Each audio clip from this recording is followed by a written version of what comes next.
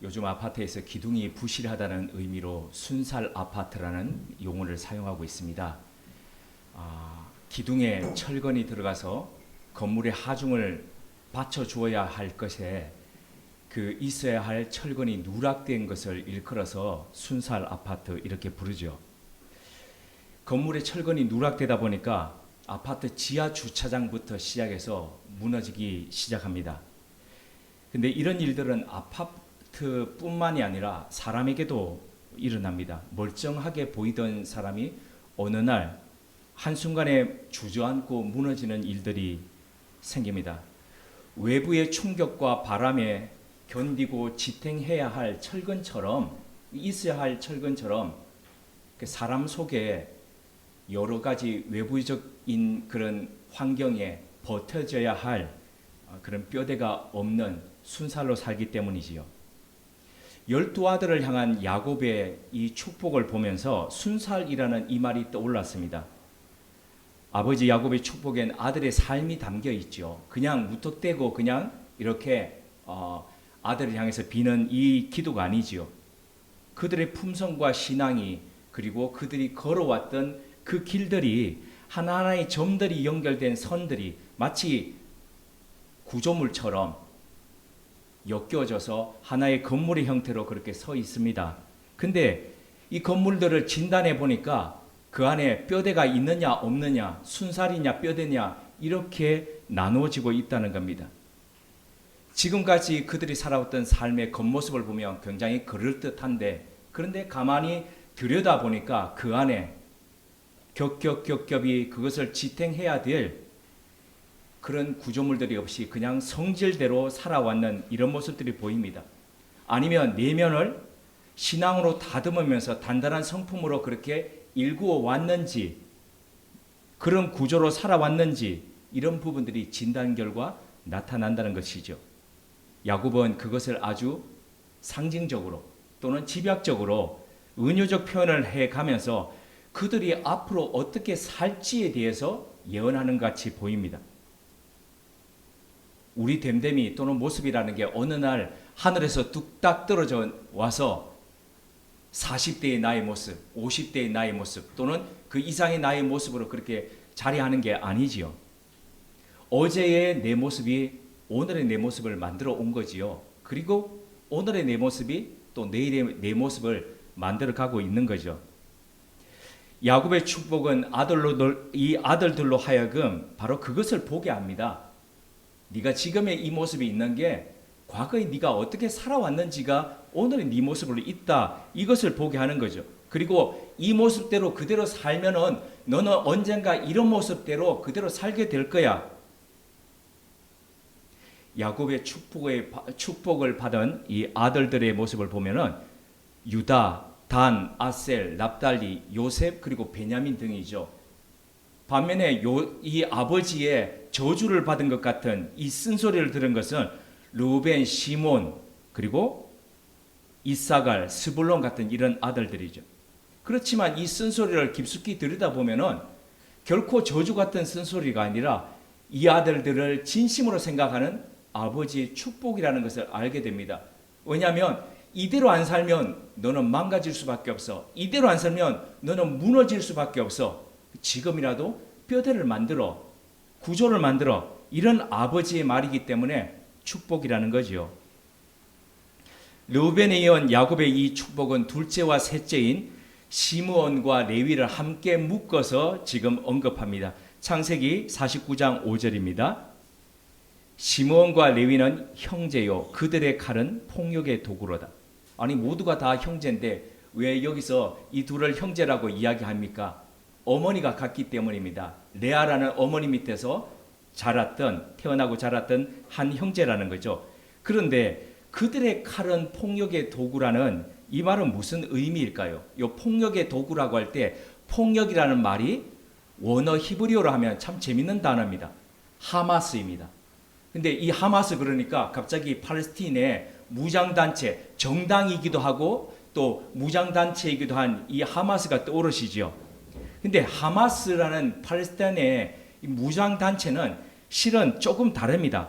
하라캇 알무카와마 알 이슬라미야, 요 아랍어들의 앞 글자들을 따가지고 하마스, 그래서 이슬람 저항 운동이라는 뜻인데, 그런데 요 단어가 앞머리를 가지고 해서 글자를 조합하다 보니까 이스라엘과 더불어서 싸우는 이들이 이스라엘 말로 하마스, 그러니까 이 폭력이라는 말과 겹쳐진다는 거죠. 잔인성과 폭력성이 이 하마스라는 말 속에 들어 있습니다. 그렇다면 야곱은 왜 시몬과 레위를 그들의 칼은 폭력의 도구라고 했을까요? 이전 개혁 성경은 이것을 잔해하는 기계라고 표현을 했습니다. 좀 더 확 와닿습니다. 이것은 창세기 34장에 있는 야곱의 딸 디나의 성폭행 사건과 관련이 있습니다.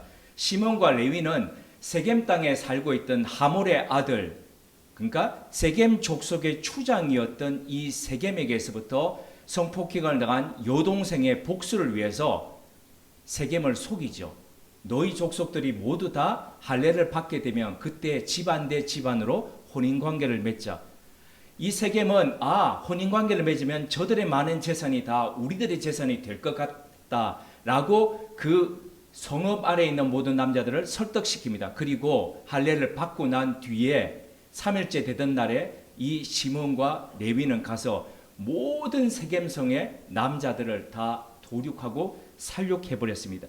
그 당시에 고대 근동시대에는 눈에는 눈, 이에는 이라는 이런 관습법이 자리하고 있었습니다. 적어도 네가 눈 하나를 다쳤으면 눈 하나 정도만 갚아라. 네가 이 하나가 부러졌으면 그에게 이 하나만 갚아라. 이런 법이 있었는데도 불구하고 훨씬 뛰어넘어서 세겜뿐만이 아니라 세겜 성 안에 살고 있던 모든 남자들을 다 도륙해버리는 이런 광기를 부렸습니다. 지금 이 잔인함의 광기를 야곱은 이야기하고 있는 겁니다. 앞서 순살과 뼈에서 말씀드렸듯이 지금처럼 살면 너의 인생이 망가질 수밖에 없다. 지금처럼 살면 너의 인생이 망가질 뿐만 아니라 너의 후손들의 삶들도 그렇게 무너질 수밖에 없다를 지금 이야기하면서 돌아서라는 권면을 하고 있는 겁니다. 지난 주 중에 제가 봤던 영상 중에 하나가 제 마음속에 참 오랫도록 자리했습니다. 그래서 제가 그 영상을 가져왔습니다. 같이 한번 짧은 영상, 1분 한 25초 정도 하는 영상인데요. 함께 보시고 난 뒤에 제가 이어서 말씀을 드리도록 하겠습니다.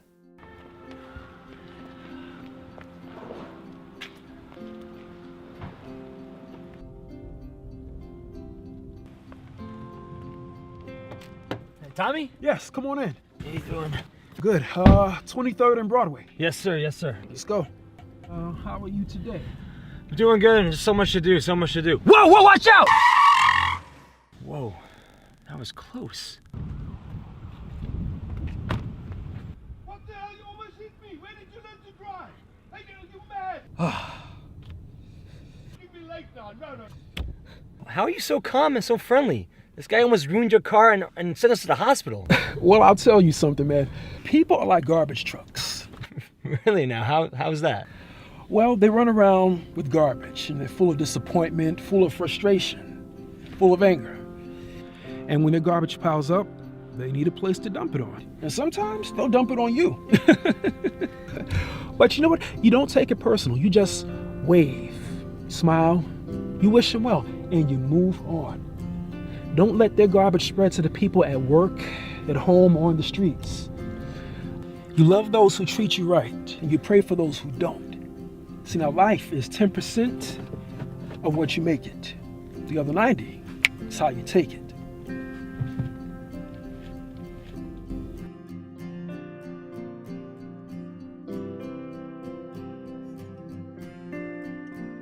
설명이 필요 없으시겠지만은, 제가 잠깐 설명을 추가적으로 드리자면은, 아침에 한 유태인이 그가 자주 이용하던 택시를 타고 맨하탄은 브로드웨이로 가자고 그렇게 이야기를 합니다. 근데 출발한 지 얼마 되지 않아 가지고 그 미국 집들 보면 왜 이렇게 들어갔다가 뒤로 이렇게 골목 그 길로 나오지 않습니까? 이렇게 한 차가 뒤도 돌아보지 않고 그냥 후진하다가 주행 중인 그 차에 거의 부딪힐 뻔합니다. 누가 잘못했냐면 나오던 사람입니다. 후진해서. 그런데 이 남자가 뛰쳐나오더니 이렇게 눈을 부라리면서 소리칩니다. 너 거의 나 칠 뻔했잖아. 어디서 도대체 운전 배웠어? 너 미쳤어? 너 때문에 늦을 뻔했잖아. 근데 잘못은 자기가 했는데 오히려 소리를 이렇게 치는데 택시기사 타미는 전혀 화를 내지 않습니다. 그러면서 손을 들어가지고 이렇게 흔들면서 한번 웃어줍니다. 그때 택시에 탔던 이 유태인 승객이 궁금해서 묻습니다. 아니 어떻게 그렇게 침착하고 그리고 다정할 수가 있냐고. 이 남자가 우리를 거의 칠 뻔했고 당신 차가 부서질 뻔했고 그리고 우리는 오늘 둘 다 병원에 갈 뻔했는데도 어떻게 그럴 수가 있냐고. 그때 택시기사 이 타미가 이렇게 설명을 합니다. 사람들이라는 게요 쓰레기 차 같아요. 쓰레기를 잔뜩 안고 그리고 돌아다니죠. 근데 쓰레기가 꽉 차면은 어떤 때에 그냥 그 쓰레기를 거기다 훅 쏟아 놓는 거죠. 붓는 거죠. 그래서 가끔 당신에게도 버리기도 하고요. 그러니 기분 너무 상하지 말고 그냥 손 흔들어주고 웃어주고 잘 되기를 그냥 바라주면 되는 거예요. 그냥 넘어가면 됩니다. 이렇게 얘기하죠. 그리고 그 쓰레기를 직장 혹은 지나가는 사람에게 퍼뜨리지 말아야 돼요. 보세요. 인생이라는 것은 당신이 만들어가는데 당신이 만드는 것은 한 10% 정도고 90% 정도는 다른 사람들이 당신에게 끼치는 것, 그것을 어떻게 받아들이냐에 따른 그 문제이죠. 이렇게 하는 영상입니다. 이 보는데 참 마음속에 많이 남더라고요. 왜 남겠습니까? 네. 죄가 비춰지기 때문인 거죠. 우리가 살아가는 이 사회 속에는 시몬과 레위 같이 잔인한 기계들 참 많습니다. 폭력의 도구 같은 이들이 허다하지요.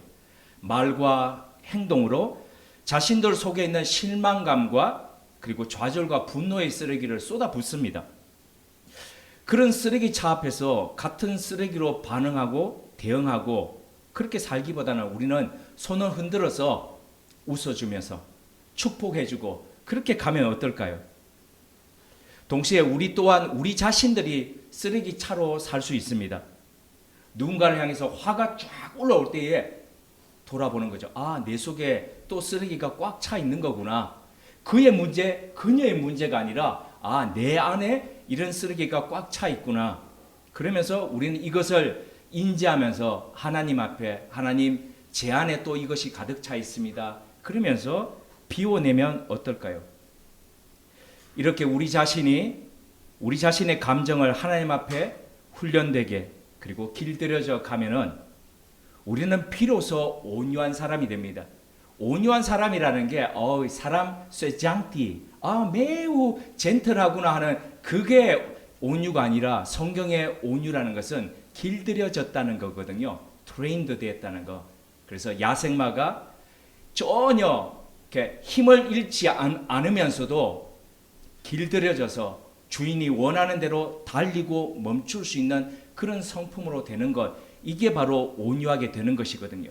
그 온유한 자에게 하나님께서는 예수님을 통해서 어떤 복이 있다라고 하셨습니까? 온유한 자는 복이 있나니 땅을 기업으로 받을 것이라. 그래서 그 온유한 자에게 땅으로 하나님께서는 이 땅에서 영향력을 가지면서 살아갈 수 있도록 하신다는 거죠. 아버지 야곱은 둘째 시몬과 이 셋째 레위를 묶어서 이야기를 했습니다. 왜요? 둘이 한 세트거든요. 너무 성격이 비슷해서 형제들도 보면 여러 형제들 중에서 각기 다르지만 비슷한 형제들이 있지요. 이 둘이 그랬다는 겁니다. 비슷한 길을 걸어왔기 때문에 비슷한 운명으로 갈 것 같지요. 그러나 실은 이 둘의 미래는 엄청나게 달랐습니다. 신명기 33장에 보면 느보산에서 죽음을 앞둔 이 모세가 마지막으로 이스라엘 백성들을 전체 모아놓고 축복하는 장면이 나옵니다. 그런데 이 축복하는 장면 속에서 유일하게 빠진 지파가 한 지파가 있습니다. 자, 질문하겠습니다. You kids? Yes. 다시 한번 하겠습니다. You kids? Yes. Okay. Yes. 자, 이 지파들 중에서 축복에서 이름이 빠진 유일한 지파는 어느 지파일까요?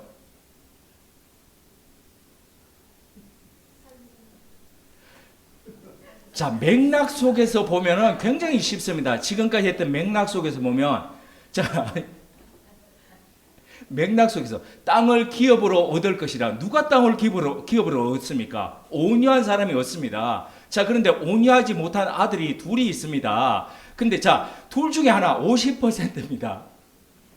어느 아들이 못 받았겠습니까? 네? 레위 시몬? 자, 레위 시몬 나눠집니다. 자, 제가 손으로 표현을 해보게 하고 나중에 상품으로 제가 드리도록 하겠습니다. 자, 시몬이다 하시는 분, 이렇게 손 이렇게 들어주십시오. 시몬이다 하시는 분, 자, 한 분, 두 분, 세 분, 네 분입니다. 자, 내리시고, 자, 아니다, 레위다 하시는 분, 네, 네, 비슷했습니다. 네, 자, 안 드신 분들은 뭔지 모르시겠는데,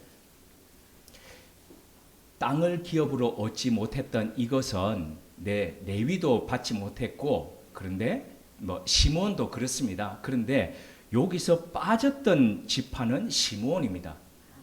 네, 그런데 자, 설명을 드리겠습니다. 왜 그러면 시몬 지파가 왜 12지파를 축복하는 자리에서 꼭 시몬만 빼고 마지막 모세가 그렇게 축복했을까요? 이유가 뭘까요? 모릅니다. 모르면 왜 지금 얘기를 하느냐? 네, 모르는데 모세가 그걸 설명 안 하고 빠뜨렸기 때문에 모릅니다. 그러나 우리는 성경 전체를 읽으면서 유추할 수가 있습니다. 왜 유추가 가능하냐면 민수기 25장에 보면은 이스라엘 백성들이 광야 생활을 하면서 쭉 가는데 그 가운데서 시내 광야 부월에 도착했을 때에 모압 여인들과 이름하여 음행 사건이 일어납니다. 이때에 거짓 선지자 누굽니까? 거짓 선지자. 그러면 딱 떠오르시는 인물 출애굽할 때에 발람 맞습니다. 발람이죠. 요 발람이 기획해가지고 이 음행 사건을 일으키는데 이 음행 사건을 주도했던 이스라엘의 지도자가 시몬 지파의 시므리입니다. 이 시므리가 그 당시에 주도해가지고 이 일들을 일으켰는데 당시 그 일의 징계로 하나님께서 역병을 일으키시는데 그 역병에 죽은 사람이 무려 24,000명입니다. 24,000명이 죽었는데 이 사건 전에 자 민수기가 뭡니까? 수를 센다는 거죠. 카운팅한다는 겁니다. 이스라엘 백성들의. 그런데 출애굽하고 난 뒤에 1차로 카운팅 했을 때에 시몬 지파의 수가 59,300명이었습니다. 그런데 2차로 민수기 26장에 카운트 했을 때에 이 시몬 지파의 수가 2만 2천 명밖에 되지 않았습니다. 거의 반 이상이 사라져 버렸죠. 이유가 뭘까요? 그 이유가 바로 부월 사건의 주도자가 바로 시몬 지파였고 그 시몬 지파의 족장인 이 시므리를 따라서 같이 동조했던 남자들이 대부분 다 이 시몬 지파였다는 겁니다. 이 일로 인해서 확 반보다도 더 줄어들었던 시몬 지파는 모세의 축복에서 제외되었고 나아가 가나안 땅에서 지파별로 땅을 분배받을 때에 시몬 지파의 고유한 땅은 없게 되었습니다. 대신에 이 시몬 지파는 유다 지파가 받았던 그 지파 중에서 몇 군데에 겨우 몇 군데에 더부살이로 거기에 생활하게 되었습니다. 그리고 시간이 지나고 난 뒤에 그 지파는 형체도 알 수 없게 그냥 유다 지파에 스며들어 가지고 지파 존재 자체가 역사 속에서 사라지고 말았습니다. 이에 반해서 시몬과 똑같은 성품을 가졌던 레위는 달랐습니다. 그들 역시도 고유한 땅을 분배받지 못했습니다. 이스라엘 백성들이 전체 분배받았던 성읍 자체가 48개인데 그 48개에 골고루 그냥 흩어져서 살았습니다. 하지만 레위는 그 어느 지파보다도 경건하게 되어서 평생을 하나님께 예배하면서 그렇게 살았습니다. 그 계기가 되었던 게 있습니다. 광야에 보면 출애굽기 32장에 이스라엘 백성들이 모세가 금식 기도하면서 시내산 꼭대기 위에서 십계명을 받기 위해서 있을 때에 하도 안 내려오니까 밑에서 아론이 주도해서 뭘 만듭니까? 금송아지를 만들죠. 금송아지를 만들면서 다 우리를 애굽에서부터 인도해낸 여호와가 바로 이것이다 하면서 경배하고 할 때에 나중에 모세가 내려와 가지고 그 돌판을 깨면서 완전히 불호령 내리죠. 그러면서 이렇게 얘기하지 않습니까? 지금부터 저 편에 설 것인지 아니면은 여호와 편에 설 것인지 결정하라라고 얘기합니다. 그때에 이 모세의 말을 듣고 여호와 편으로 돌아선 유일한 지파가 있습니다. 그 지파가 레위였습니다. 비느하스가 중심이 된 레위가 돌아왔습니다. 그래서 이들은 놀랍게도 하나님께 그때에 바쳐진 자들이 되어서 이스라엘 모든 장자들을 대신하면서 살았습니다. 매일매일 같이. 짐승을 잡는 게 그게 보통이 아닙니다. 짐승을 잡으면 우리는 오늘날 정육점이나 아니면 마트에 가서 고기를 사니까 짐승을 잡는 게 어떤 건지를 잘 모르지 않습니까? 근데 저의 어린 유년 시절만 하더라도 동네에서 명절 앞에, 그러니까 추석이나 설 앞에 되면은 뉘어가를 뒤집어 놓고 거기다가 돼지를 다 묶어 놓고 동네에서 돼지를 잡아서 냇가에서 다 나누어 가지고 동네 사람들이 지푸라기를 뽑으면서 그러면서 1번, 2번 이런 식으로 해가지고 자기 목들을 나누어 갔거든요. 그 잡는 소리 꽤 가는 소리가 그 조그만 동네에 다 울려 퍼졌습니다. 얼마나 고통스러운 소리였는지 이런 일들을 매일같이 하면서 피비린내와 그리고 짐승의 배설물들 속에서 그러면서도 이스라엘 백성들의 죄를 대속하기 위해서 살았던 그 삶들을 주저하지 않았던 이 사람들이 바로 레위였습니다.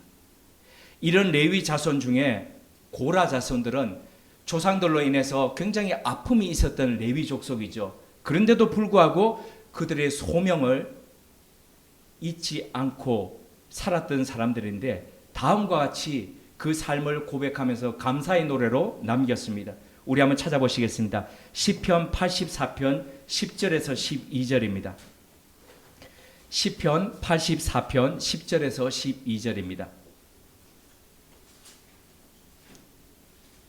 시편 84편 10절에서 12절 우리 함께 봉독하시겠습니다. 주의 궁정에서의 한 날이 다른 곳에서의 첫날보다 나은즉 악인의 장막에 사는 것보다 내 하나님 성전 문지기로 있는 것이 좋사오니 여호와 하나님은 해요 방패이시니라. 여호와께서 은혜와 영화를 주시며 정직하게 행하는 자에게 좋은 것을 아끼지 아니하실 것임이니이다. 만군의 여호와여 주께 의지하는 자는 복이 있나이다. 아멘. 모세가 신명기 11장 26절에서 28절을 통해서 선포했듯이 오늘 우리 앞에는 늘 저주와 복이 함께 놓여져 있습니다. 이 말은 오늘의 이 시간이 내게 복이 될 수도 있고 오늘의 이 시간이 내게 저주가 될 수도 있다는 겁니다. 왜 그렇습니까? 왜요? 하나님께서 우리에게 복을 주시는 분이라고 했는데 왜 오늘이 우리에게 복이 될 수도 있고 우리에게 왜 저주가 될 수가 있습니까? 오늘의 이 시간에 똑같이 복과 저주가 놓여 있지만 우리가 여호와 하나님의 말씀을 순종하면서 살 때에 오늘은 우리에게 복으로 다가오고 그렇지 않을 때에 오늘은 우리에게 저주가 될 수 있다는 겁니다. 바라기는 매일매일 우리가 마주하는 시간이 레위의 고라 자손처럼 만군의 하나님 여호와를 의지함으로써 복된 삶이 되기를 바랍니다. 말씀 앞에서 불순종이 아니라 순종을 택함으로써 하나님이 우리를 보시며 즐거워하시고 기뻐하시는 그 삶이 오늘의 우리 삶 가운데서 이어지기를 주님의 이름으로 기원드립니다. 함께 기도드리겠습니다.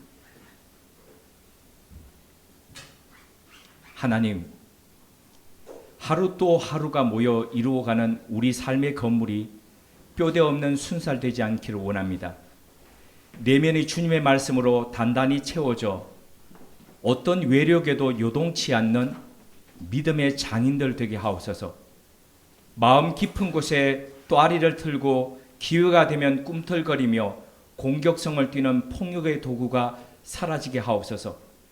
칼로 보석을 만들고 창으로 낫을 만드는 평화와 온유의 사람으로 이 땅을 물들이며 살게 하옵소서. 마음속에 쓰레기를 가득 싣고 다니다 가까운 이나 만나는 사람에게 쏟아붓는 어리석음에서 이제 내려오게 하옵소서. 우리의 감정들이 하나님 앞에 훈련되고 다듬어지고 길들여짐으로써 온유함으로 이 땅을 섬기게 하옵소서. 오늘도 우리 앞에 놓여진 복과 저주 중에 복을 택하는 사람이 되어 하나님의 복이 가득한 인생과 가문 되게 하옵소서. 무엇보다도 하나님의 편에 섬으로써 구별된 사람, 거룩을 덧입는 믿음의 사람 되게 하옵소서. 예수님의 이름으로 기도드립니다. 아멘.